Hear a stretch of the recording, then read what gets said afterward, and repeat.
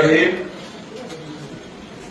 ১৪ নং হাটকান্দি ইউনিয়নের মহানৌকা উচ্চ বিদ্যালয়ের অভিভাবক সমাবেশের সম্মানিত সভাপতি, উপস্থিত সম্মানিত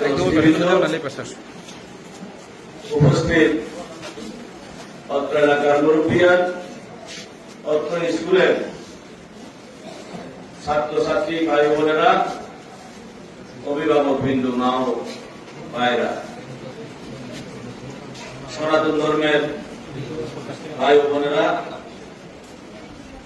আমি সবাইকে জানাই সংগ্রামী শুভেচ্ছা এবং সালাম।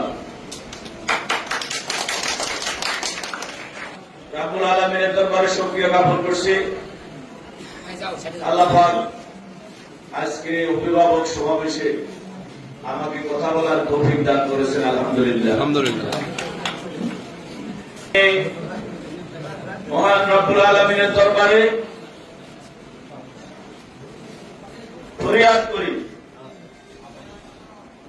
এই জুলাই মাসে ছাত্র জনতার আন্দোলনে আমাদের যে সকল ভাইরা, যে সকল ছাত্রছাত্রীরা জীবন দিয়ে জালিমের হাত থেকে বাংলাদেশকে মুক্ত করেছেন, তাদের আত্মার মাগফিরাত কামনা করছি মহান রব্বুল আলামিনের দরবারে। ভয়াল সেই 24 জুলাই আপনার ছাত্রছাত্রীরা সার্বভৌমত্ব রক্ষার জন্য সেই দিন আমাদের ছোট ছোট কোমলমতি ভাই বোনেরা যেভাবে রাস্তায় নেমেছে, আমরা তাদেরকে ভোলা যাবে না।